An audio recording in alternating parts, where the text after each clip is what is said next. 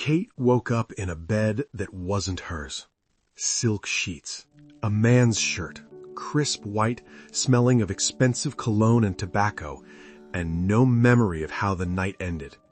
Her dress was gone, her mask was missing, and the room belonged to Alex Kampa, the Korean Mafia boss whose name was whispered in fear across Seoul, the man she cleaned for every single day. She had only wanted one night to stop being invisible, to be seen as powerful, desired, chosen.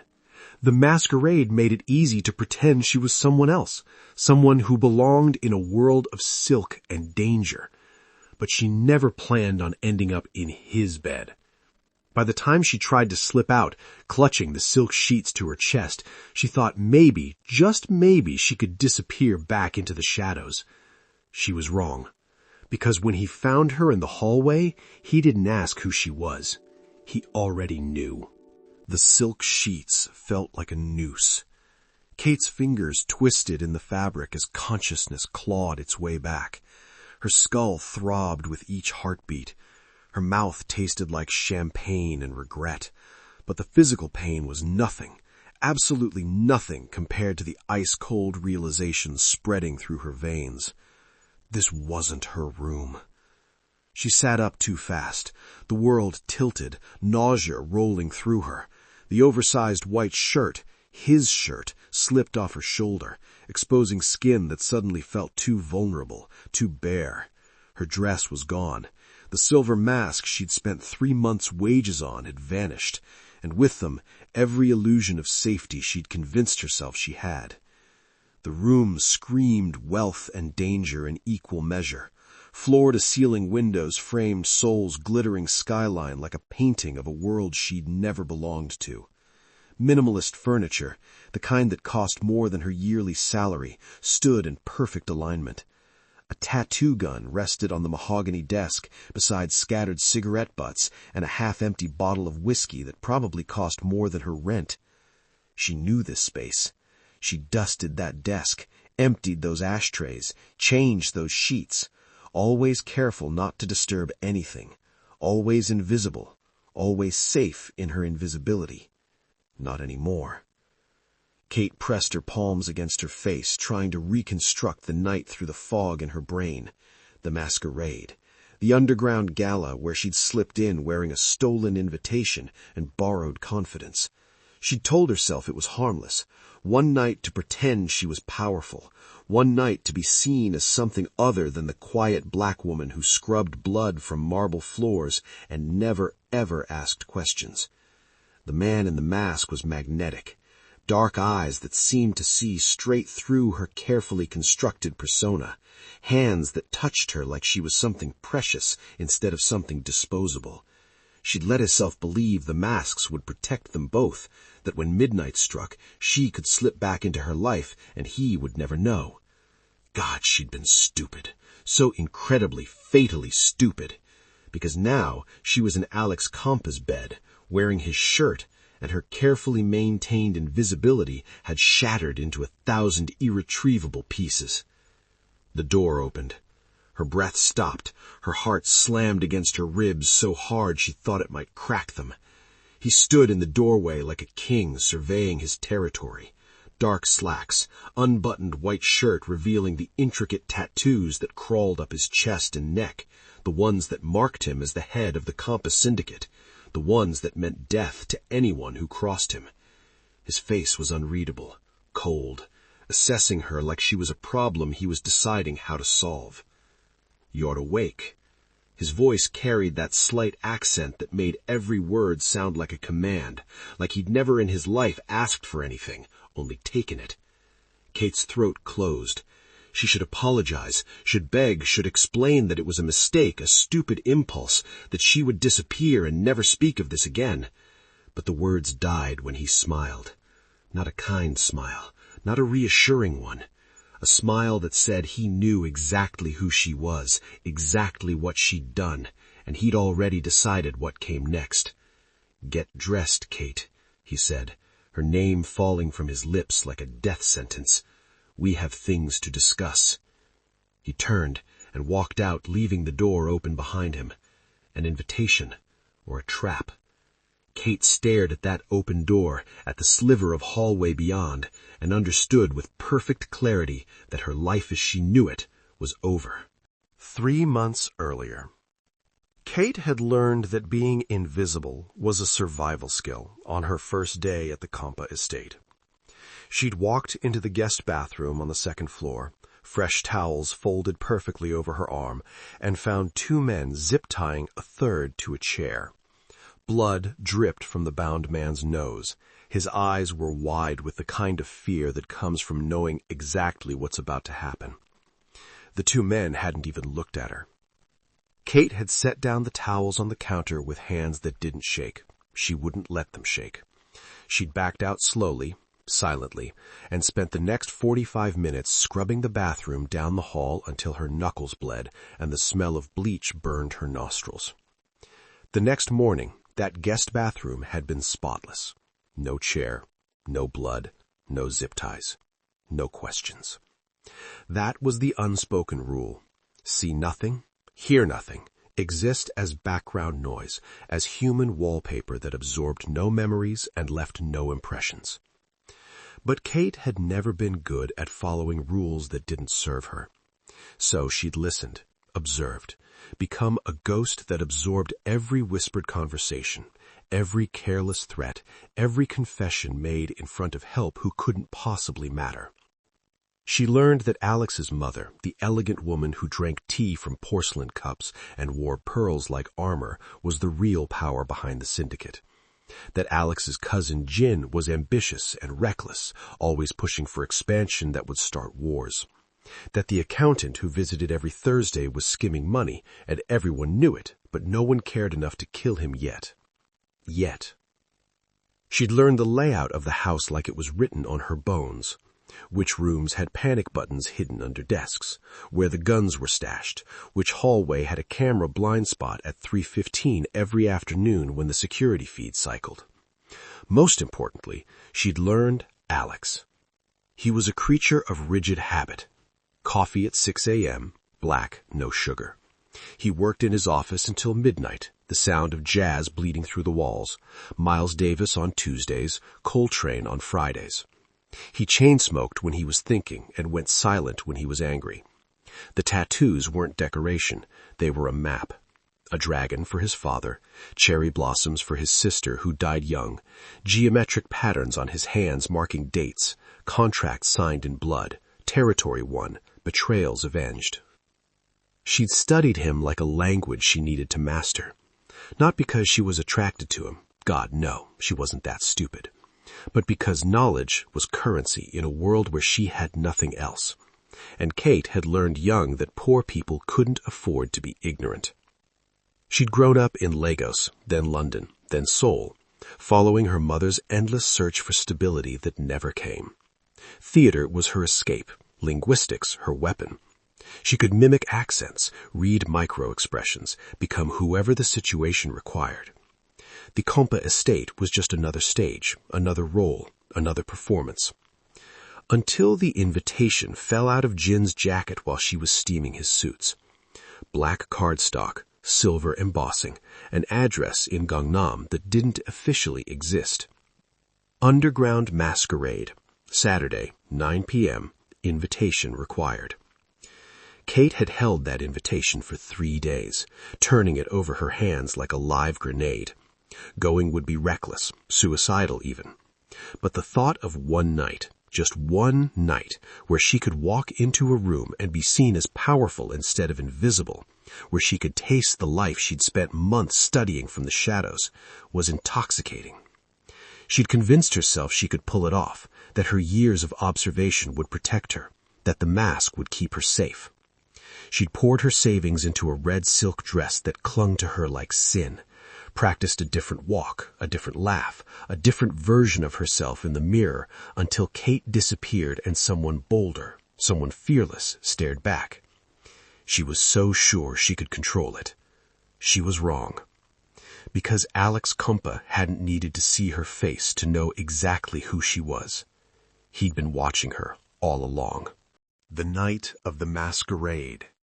The dress had cost Kate everything she'd saved in 6 months, every penny scraped together from cleaning blood off marble and pretending not to hear screams in the basement. But when she'd slipped it on and looked in the mirror, she'd understood why people bankrupted themselves for beauty. The red silk clung to her curves like liquid fire.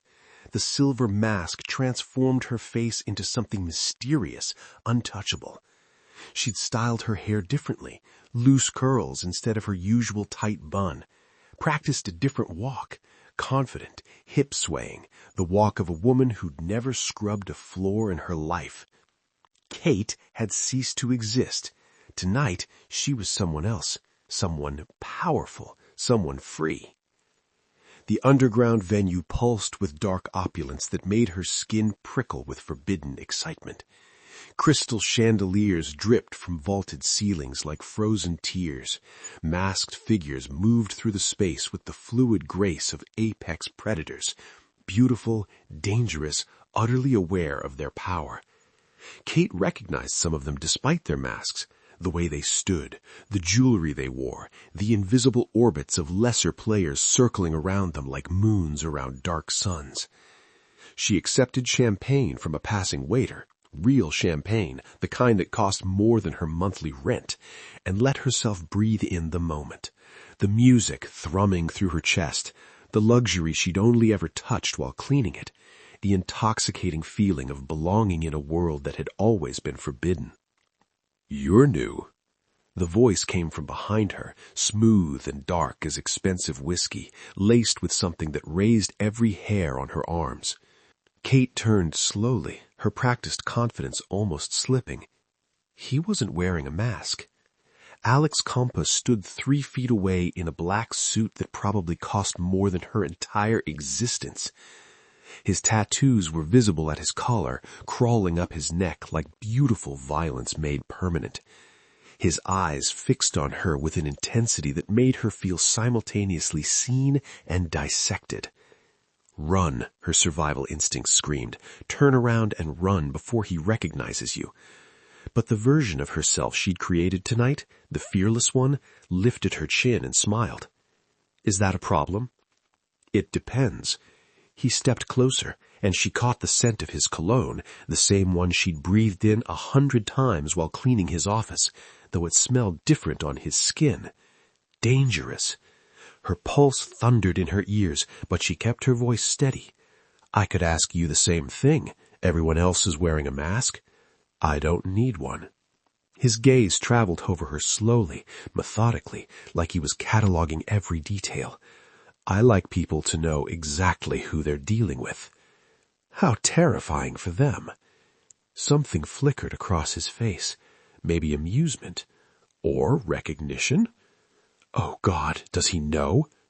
"You're not afraid," he said. Not a question, an observation. Kate took a sip of champagne, buying herself a moment to steady her racing heart. "Should I be?" "Most people are." "I'm not most people." The corner of his mouth lifted, barely a smile, more like a predator baring his teeth. "No, you're not." He held out his hand, palm up, a silent invitation that felt more like a command. Kate knew she should refuse, knew that every second she spent in his orbit was another nail in her coffin. But the woman she'd created tonight, the fearless one who belonged here, wouldn't refuse.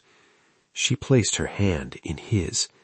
His fingers closed around hers, warm, certain, possessive, and he led her onto the floor where other couples moved in a slow, dangerous dance.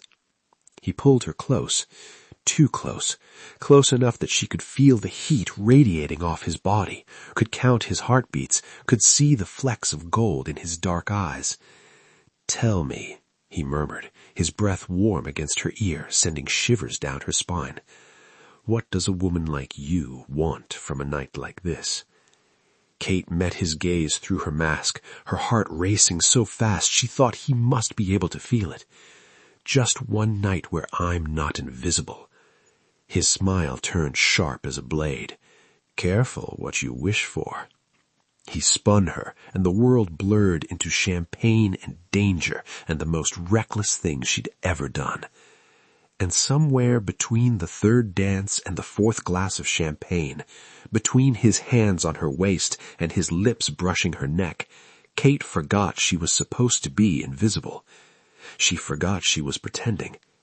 She forgot everything, except the way he looked at her like she was the only person in the room. And that was her first mistake. Kate stood frozen in the hallway outside his bedroom, her bare feet cold against the marble. The silk sheets she'd wrapped around herself felt impossibly thin, like tissue paper between her and the man who controlled life and death with a phone call. Alex leaned against the doorframe, blocking her escape route. He'd lit a cigarette, the smoke curling between them like a question she didn't want to answer. "Going somewhere, Kate?"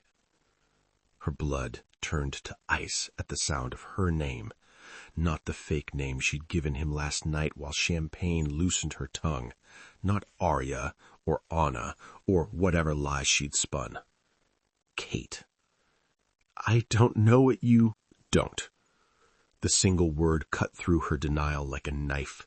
His voice was soft, but it carried the weight of 1,000 threats. "I've watched you clean my office for 3 months. Did you really think a mask and a different dress would make you invisible to me?" The carefully constructed lie crumbled in her throat. "You knew, the whole time?" "From the moment you walked in." He took a drag from his cigarette, his eyes never leaving hers. "You move differently when you're pretending to be confident. Your accent shifts. You drop the soul inflection and pick up something more international. But your hands," he gestured with the cigarette, "your hands gave you away. The same ones I've seen scrubbing floors, folding clothes, stealing glances at documents you thought no one noticed you reading." Kate's chest tightened. He'd been watching her, really watching her. While she thought herself so clever, so invisible, he'd been cataloging every observation, every moment she'd stepped out of her assigned role. "I can explain." "Don't." The single word cut through her denial like a knife. His voice was soft, but it carried the weight of 1,000 threats. "I've stolen an invitation, infiltrated a private event, spent the evening extracting information from my associates under false pretenses." He flicked ash onto the marble floor she'd scrubbed 100 times. "In my world, people die for less." The threat hung in the air between them, heavy and real. Not a maybe, not a possibility, a fact. Kate forced herself to meet his gaze, even as her legs trembled.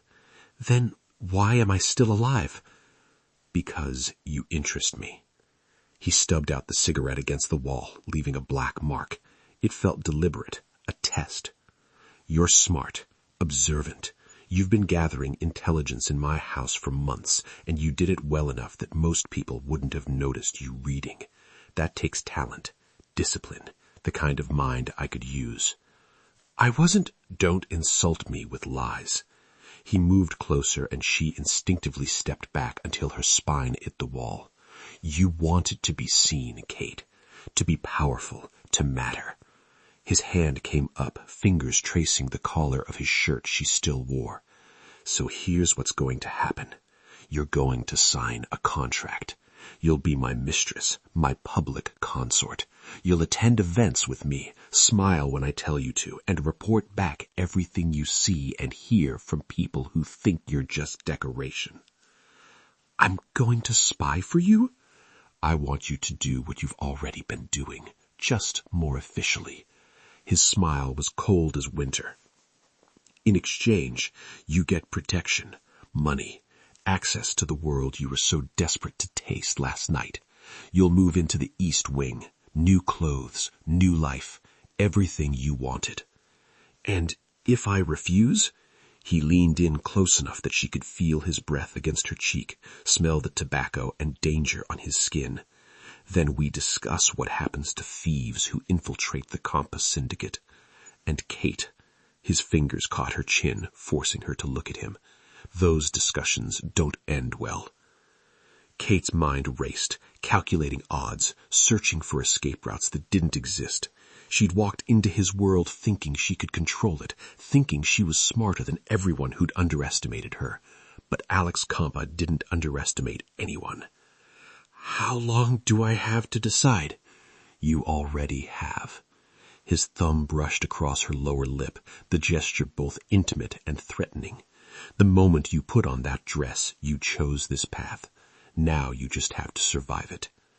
He released her and stepped back, pulling a folded document from his pocket. 7 pages. Legal size. Her death warrant dressed up as an opportunity. "My lawyer will be here at noon. Read it, sign it, or don't." He turned toward his office, then paused. "But know that if you walk out that door without signing, you'll be dead before you reach the gate. Jin has been looking for an excuse to prove himself, and killing a spy would do nicely." Kate stood in the hallway, the contract trembling in her hands, and realized that the invisibility she'd spent her life perfecting was the only thing that kept her alive. And she'd thrown it away for one night of being seen. 3 weeks later, the contract had been everything Alex promised and nothing Kate expected. She'd signed it in his office while his stone-faced lawyer watched, and she tried not to think about what she was agreeing to. Exclusivity, availability, absolute discretion. In exchange, a monthly stipend that made her dizzy, a wardrobe befitting her new role, and a suite of rooms in the East Wing that felt more like a gilded cage than freedom. She was no longer invisible. She was a possession, a tool, a beautiful trap that Alex wielded like a weapon. 3 weeks in, she'd learned that being seen came with its own kind of danger. The other women at syndicate functions looked at her like she was a temporary inconvenience, a toy Alex would discard when he got bored. The men looked at her like prey they couldn't quite touch, and Alex's family looked at her like a stain on their legacy that needed scrubbing out. But Alex himself remained unreadable. He was cruel in his efficiency, cold in his dealings, ruthless in his decisions. He touched her in public with possessive certainty, his hand on her waist, his fingers threaded through hers, his lips against her temple, claiming her, marking her as his. But in private, he kept a careful distance, professional, transactional, except for the nights when he thought she was asleep. Those were the nights when Kate would crack her eyes open and watch him trace the tattoos on his arms like they hurt, like each one was a scar he couldn't stop touching. The dragon for his father who died building the syndicate, the cherry blossoms for her sister who OD'd at 16, the geometric patterns on his hands, dates written in permanent ink. May 2019 when he'd taken control, September 2021 when he'd eliminated his father's killers, March 2023 when Jin had tried and failed to stage a coup. He was a map of violence wearing expensive suits. And sometimes, in those quiet hours before dawn, Kate wondered if the violence was all there was, or if there was something underneath that he'd buried so deep even he'd forgotten it existed. The dinner party was supposed to be routine, a gathering of syndicate allies to discuss shipping routes and territory boundaries. Kate wore black lace that cost more than her childhood home and kept her mouth shut, playing the role of beautiful ornament, while her mind catalogued every face, every conversation, every subtle power play. She'd learned their tells, the way Kim touched his watch when he was lying, how Park's left eye twitched when he was planning something, the fact that Chen always ordered whiskey but never drank it, just held the glass like a prop. The soup course arrived in delicate porcelain, French onion garnished with fresh thyme. The smell was divine. Kate lifted her spoon, inhaled the fragrant broth, and caught Alex's hand shooting across the table to grip her wrist. "Don't!" His voice was quiet, but the entire table froze. Conversations died mid-sentence. Forks clattered against plates. Kate set down her spoon slowly, her heart hammering. Alex lifted her bowl and held it to the light, studying it with the intensity he usually reserved for contracts. Then he turned to the young server who'd placed it in front of her. "Who prepared this?" The young man paled, sweat beaded on his forehead. "Sir, taste it." The room went silent except for the sound of the man's ragged breathing. He took the spoon with hands that shook so badly he nearly dropped it, brought it to his lips, hesitated. Alex's expression didn't change. Now! The server swallowed the soup. Nothing happened for 5 seconds. 5 seconds where Kate's mind raced through possibilities, escape routes, the fastest way to the door. Then he collapsed. His body hit the floor with a sickening thud. Convulsions racked his frame. Foam gathered at the corners of his mouth, pink with blood where he'd bitten his tongue. Kate couldn't breathe, couldn't move, couldn't process that the soup, her soup, had been seconds away from touching her lips. Someone screamed, chairs scraped, people backed away from the seizing man like death was contagious. Alex's hand was suddenly on her shoulder, grounding her to reality. "Get the doctor," he said calmly to someone. His thumb traced circles on her collarbone, the gesture strangely intimate given the chaos. "And find out who prepared that soup. I want names now." Then, barely audible, meant only for her, "You're all right. I've got you." But as Kate watched the server convulse on the marble floor, the marble she used to clean, she understood with perfect clarity that all right was something she might never be again. Because someone in this house wanted her dead, and they'd just showed her how easy it would be. The summons came on expensive stationery, delivered by a stone-faced assistant. "Mrs. Compa requests your presence for tea at 2:00. The conservatory." Not an invitation, a command, the kind you didn't refuse if you wanted to keep breathing. Kate dressed carefully, choosing a modest cream dress that covered her shoulders and fell below her knees. She'd learned that battles in this world were fought with symbols and subtlety before they ever turned violent. Looking too provocative would be interpreted as disrespect. Looking too meek would be seen as weakness. She aimed for invisible and missed by a mile, because she'd never be invisible again. The conservatory was beautiful in the way expensive things often were. Orchids in crystal vases that cost more than cars, afternoon light filtering through floor-to-ceiling windows, the faint scent of jasmine tea mingling with something sharper, something that smelled like danger. Mrs. Compa sat at a wrought iron table, her silver hair pulled back in an immaculate chignon, her pearls catching the light like tiny weapons. She wore elegance like armor, and Kate understood why people feared her more than they feared her son. Alex had violence, his mother had patience.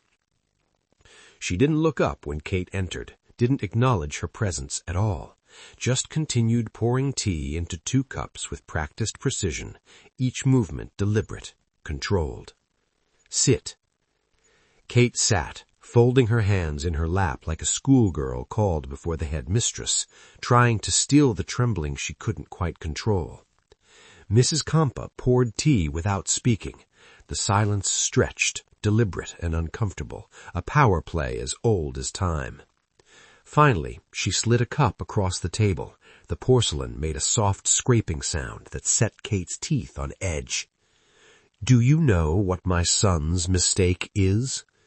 It wasn't really a question, but Kate shook her head anyway. "Sentimentality." The older woman sipped her tea delicately. "He thinks because you intrigue him, you're worth keeping. He thinks because you're clever, you're valuable."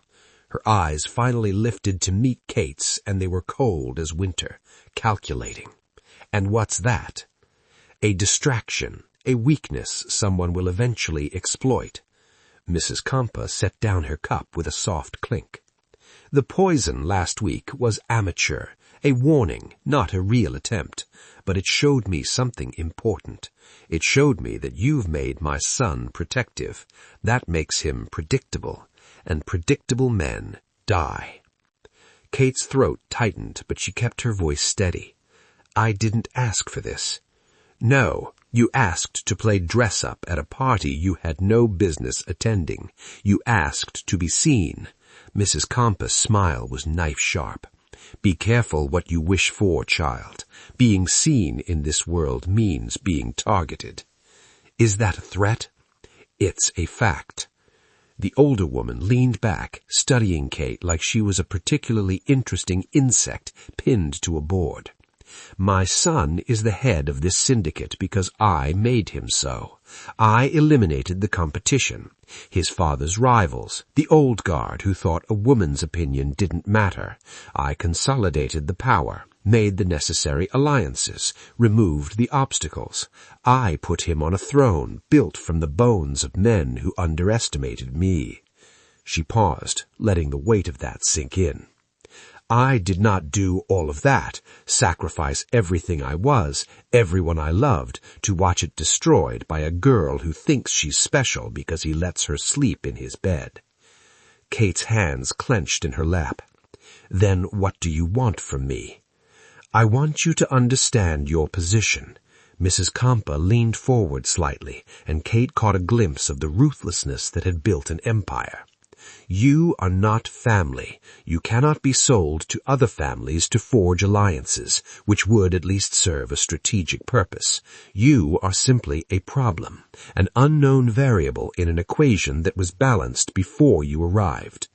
She picked up her tea again, the picture of refined elegance delivering a death sentence. So I'm offering you a choice. Leave voluntarily with enough money to disappear comfortably, enough to start over somewhere far from Seoul, far from my son, far from the danger you stumbled into. Or stay and accept that when you become too much of a liability, I will manage you the way I manage all problems. The jasmine tea had gone cold between them. Kate met the matriarch's gaze and saw her own future written in those merciless eyes, saw the 1,000 ways this woman had killed without getting blood on her pearls, saw the absolute certainty that one black maid was nothing compared to the empire she had built. How long do I have? To decide? Oh, you don't. The decision was made the moment you walked into that masquerade. Now you're just living with the consequences. She stood, smoothing her skirt with practiced grace. My son thinks he can protect you. He's wrong. I've been in this world longer than he's been alive, and I know one truth he hasn't learned yet. Love is the greatest weakness, and weaknesses get exploited. She walked past Kate toward the door, then paused. The poison was my warning to you. The next attempt won't be a warning. It will be Jin or one of the other families or someone else entirely. And when it comes, I won't stop it. I'll simply clean up the mess afterwards and remind my son why we don't keep liabilities. The door closed behind her with a soft click. Kate sat alone in the conservatory, surrounded by expensive orchids and the lingering scent of jasmine, and understood that she wasn't just fighting for survival anymore. She was fighting against a woman who had already won this game 100 times before. The car had been armored, professional grade, Alex had assured her. German engineering, bulletproof glass, nothing to worry about. But armor didn't matter when the truck came from the blind spot at 60 miles per hour. Kate remembered the screech of tires, that horrible sound that came too late to matter, the world spinning, gravity losing all meaning, the sensation of glass exploding inward like frozen rain, each shard catching the light as it flew. Then, nothing. Absolute nothing. She woke up to the steady beep of hospital monitors and pain that radiated through her entire body like she'd been shattered and poorly reassembled.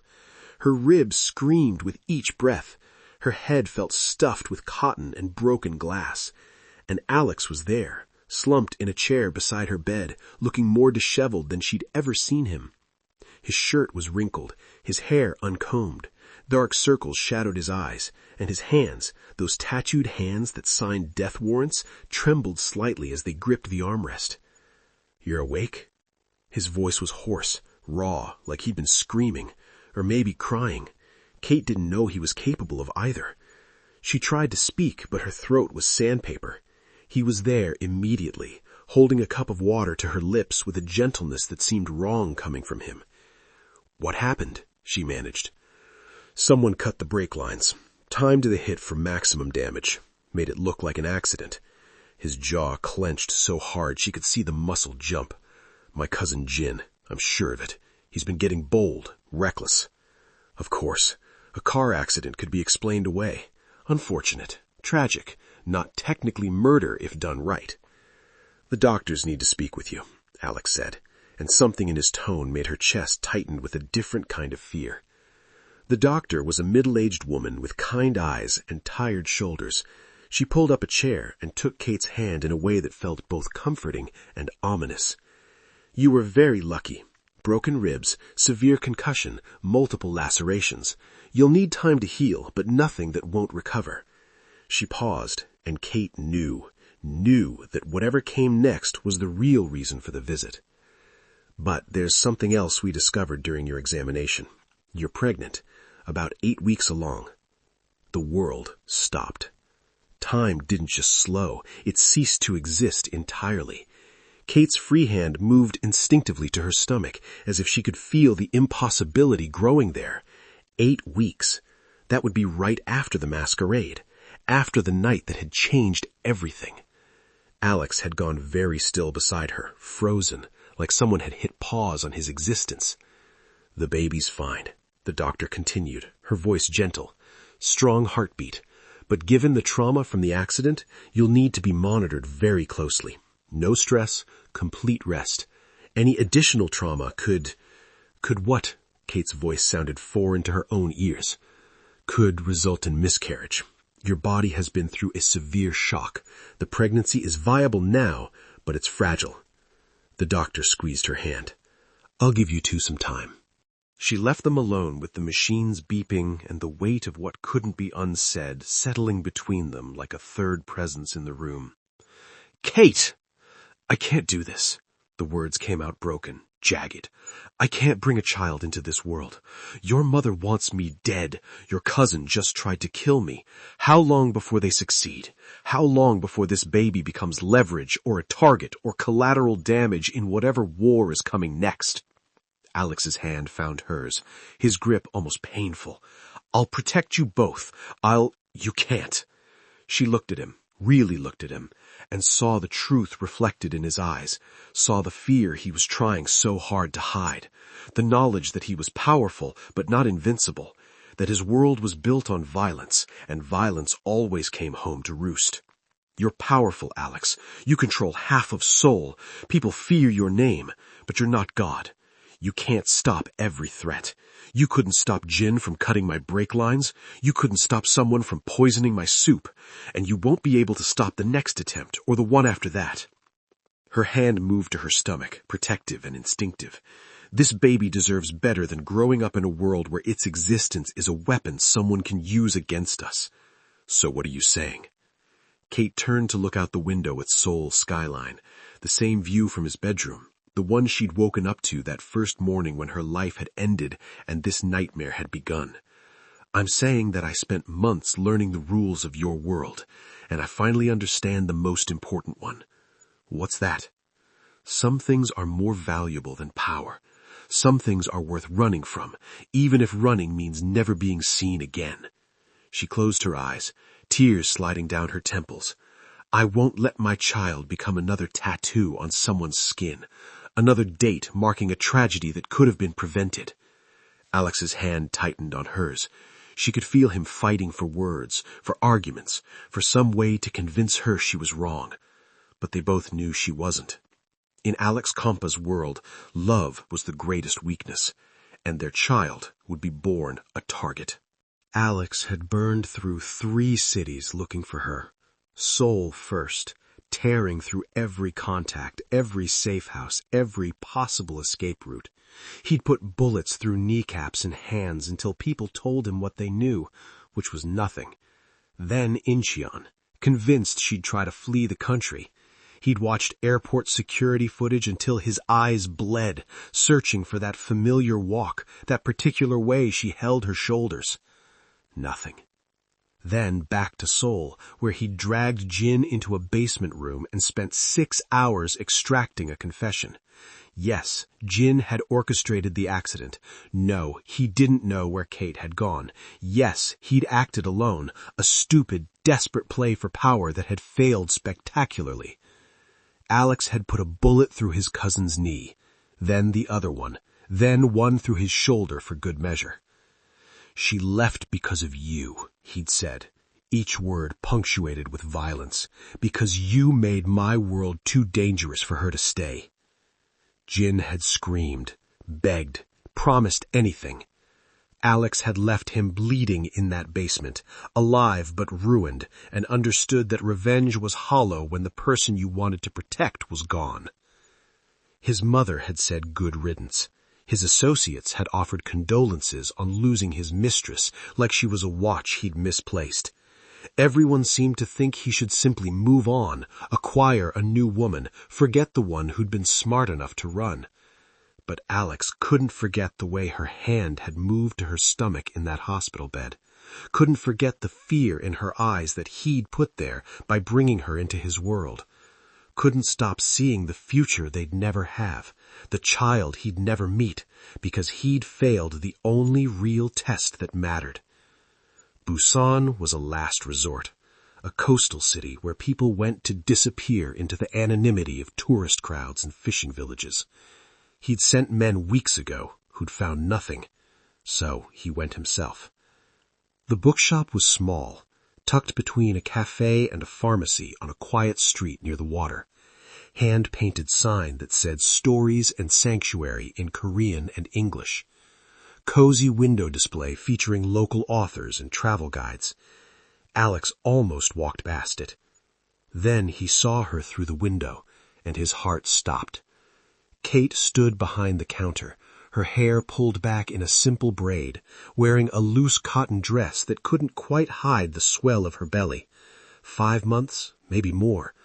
She was laughing at something a customer said, her face relaxed in a way he'd never seen before.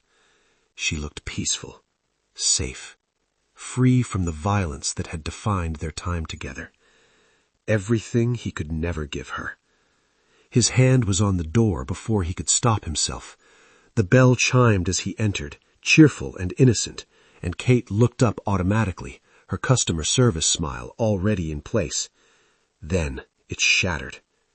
The color drained from her face. Her hand went immediately to her stomach, protective and instinctive. Her eyes widened with something that looked like fear or recognition, or both. "I'll be right with you," she told the customer, her voice surprisingly steady, but her eyes never left Alex's, never stopped calculating escape routes that didn't exist. The customer paid and left. The bell chimed again, that cheerful sound completely at odds with the tension crackling between them. And then it was just the two of them, in the quiet shop that smelled of old books and sea air and a life he'd never be part of. "How did you find me?" Her voice was barely a whisper, but he heard the exhaustion in it, the resignation. She'd known this moment would come eventually. "I burned down half of Seoul looking." He took a step closer, and she took a step back, an instinct she'd learned from him. "Did you really think I'd just let you go?" "I was hoping you'd let me live." The words hit him like a physical blow, stealing the air from his lungs. "Kate, I'm not coming back." Her chin lifted with that familiar defiance, the same defiance that had made him notice her in the first place. "I won't raise my child in a world where people poison dinner and cut brake lines, where your mother looks at me like I'm a problem to be eliminated, where my baby's existence makes them a target from the moment they're born." "Our child," he corrected quietly. "Our baby."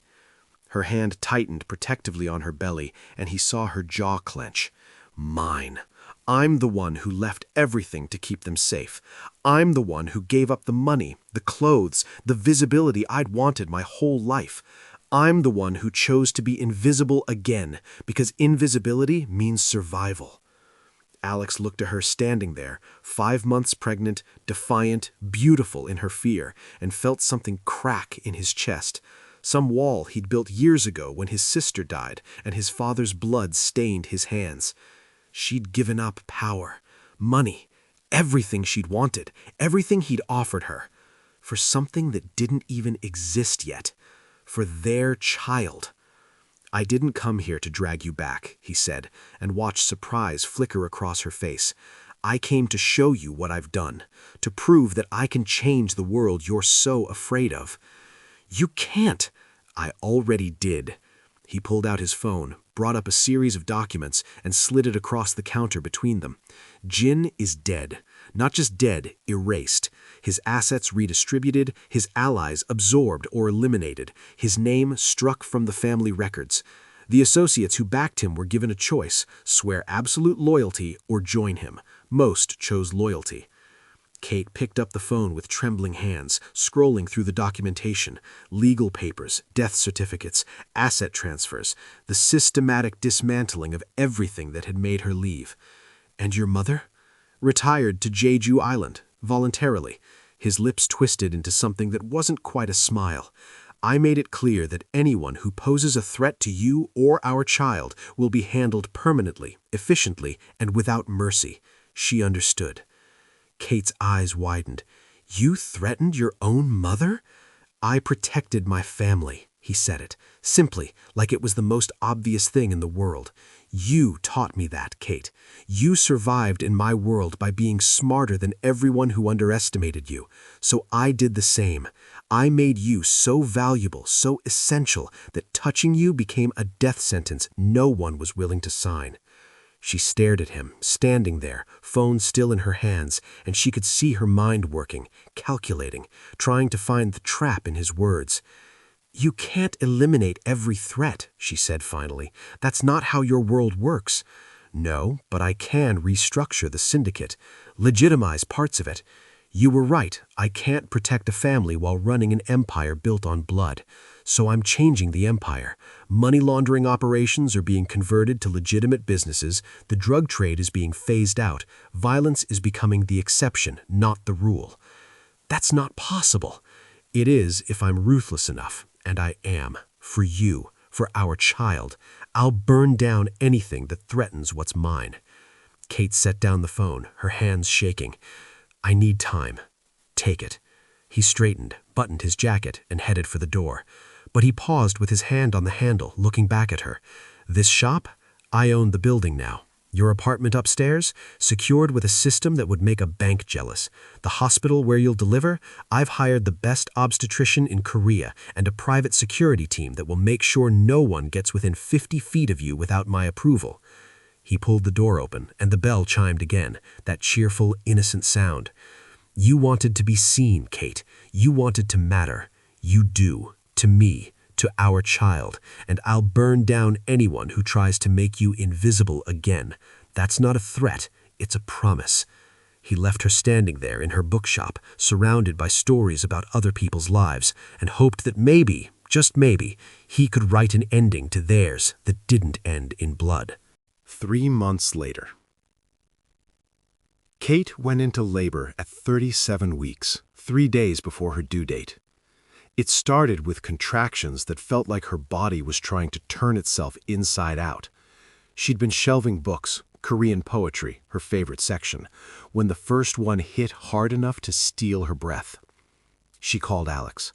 He arrived in 12 minutes, breaking every traffic law between Seoul and Busan, with a security team that made the hospital staff nervous, and a private obstetrician who'd been on standby for weeks.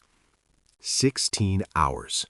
16 hours of agony that rewrote her understanding of pain. 16 hours of Alex holding her hand, never flinching when she cursed him in 3 languages and threatened to kill him if he ever touched her again. 16 hours of contractions and epidurals, and doctors checking dilation and nurses offering ice chips that did nothing. And then, finally, their son arrived. Tiny, screaming, perfect. The doctor placed him on Kate's chest, and the world narrowed to the weight of him against her skin. His little fists curled, his eyes squeezed shut. His cry was the most beautiful sound she'd ever heard. She looked up at Alex through tears she didn't remember starting, and saw something she'd never seen before in his eyes. Vulnerability, wonder, fear. He reached out with trembling hands, those hands that had signed death warrants and pulled triggers, and touched their son's cheek with a gentleness she didn't know he possessed. "He's so small," Alex whispered, like he was afraid speaking too loud would break something fragile and irreplaceable. "He's perfect." Kate guided Alex's hand to hold the baby properly, watched him cradle their son like he was made of glass and promises. The tattoos on his arms, that map of violence and loss, looked strange next to something so innocent, like past and future colliding in a single moment. "He needs a name," Kate whispered, exhausted and overwhelmed and more terrified than she'd ever been. Because this tiny human was more precious than any power, any money, any empire. This was everything that mattered, and the thought of anything happening to him made her want to tear the world apart. Alex looked at their son, then at Kate, and something like peace settled over his features. Kai. It means restoration. He pressed his lips to the baby's forehead, so gentle it almost broke her. Because he restored what I thought I'd destroyed. Kate reached for them both, pulling her strange, broken family close, and let herself believe that maybe, just maybe, this could work. Maybe the lion's den could become a home. Maybe the man who'd built his empire on violence could learn to build a future on something else. Maybe she could be both seen and safe. 2 weeks later. Mrs. Compa arrived unannounced at the hospital, though Kate supposed that was her way, making appearances when they mattered most, reminding everyone that she was still a force to be reckoned with. She stood in the doorway of Kate's private room, pearls perfect, hair immaculate, looking like she'd stepped out of a magazine for elegant women who'd murdered their way to the top. Kate tensed, her arms tightening instinctively around Kai, who slept peacefully against her chest. "Mrs. Compa?" "Kate." The older woman's eyes went to the baby, studying him with an intensity that made her maternal instincts scream. But then something shifted in her expression, something that looked almost like regret. "May I?" She gestured to the chair beside the bed. Kate nodded, not trusting her voice. Mrs. Compa sat with her usual grace, hands folded in her lap. For a long moment she just looked at Kai, at his tiny fingers, his impossible eyelashes, the way he made soft noises in his sleep. "He looks like Alex did when he was born, before," she trailed off. And Kate understood. Before the violence, before the empire, before everything that turned a baby into the head of a crime syndicate. "I came to apologize." Kate's head snapped up. "What?" "I was wrong." Mrs. Compa's voice was steady, but Kate could hear the effort it took. "I thought you were a weakness, a liability that would get my son killed, but I was looking at it wrong." She leaned forward slightly. "You're not his weakness. You're his reason, and that makes you more dangerous than any weapon he could wield. Because a man with nothing to lose is reckless, but a man protecting his family? That man is unstoppable." Kate didn't know what to say, didn't trust this sudden shift. "I've done terrible things to protect my family," Mrs. Compa continued. "Things I'm not proud of, things that cost me more than you can imagine. I thought that was the only way, that love was weakness, that caring made you vulnerable." She looked at Kai again, and her expression softened in a way Kate had never seen. "But looking at him, I remember why I did it all. Not for power, not for money, for the possibility that maybe, somehow, the violence could end with something better." She stood, smoothing her skirt. "So I'm asking, not telling, asking, if you'll allow me to be part of his life, part of this family. I can't undo what I've done, but I can be better going forward." Kate looked at this woman who'd threatened to kill her, who'd built an empire on blood, who was now standing in a hospital room asking for a chance at redemption.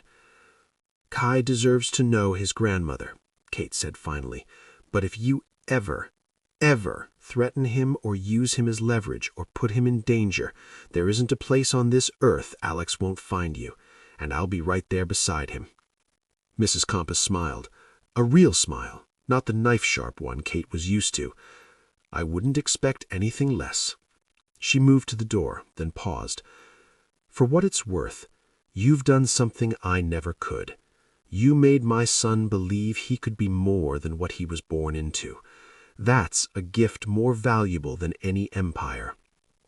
Then she was gone, leaving Kate alone with her sleeping son and the strangest feeling that maybe, just maybe, they'd actually survive this.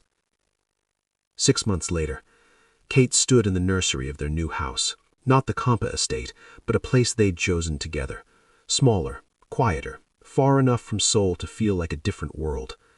Kai babbled in his crib, reaching for the mobile spinning above him. 6 months old and already showing signs of his father's intensity, his mother's observant nature. Arms wrapped around her from behind, and she leaned back into Alex's warmth. "He's getting big," Alex murmured against her hair. "Too big, too fast." They stood there, watching their son discover his own fingers like they were the most fascinating thing in the universe. Outside, the security team patrolled the grounds. Inside, their home smelled like baby powder and hope. "Do you regret it?" Alex asked quietly. "Signing that contract? Everything that came after?" Kate thought about the masquerade, the red dress, the moment she'd decided to be seen instead of invisible. "I regret the poison, the car accident, the fear. But this?" She placed her hands over his that rested on her stomach. "No, I don't regret Kai. I don't regret us. Even though I'm a reformed Mafia boss with anger issues and enough tattoos to star in a Yakuza film?" She turned in his arms, smiling up at him. "Yeah, even then." He kissed her, soft and sweet, nothing like the dangerous man who'd once offered her a contract written in threats. "I love you," he said, and it sounded like a confession, like he still couldn't quite believe he was allowed to say it. "I know." Kate pressed her forehead to his. "You burned down cities to prove it." "Only small ones." She laughed, and Kai gurgled in response, like he understood the joke. And standing there in the nursery they'd painted together, watching their son discover the world, Kate understood that sometimes the most dangerous thing wasn't being seen. It was being loved by someone who would tear the world apart to keep you safe. And somehow, impossibly, she'd found both.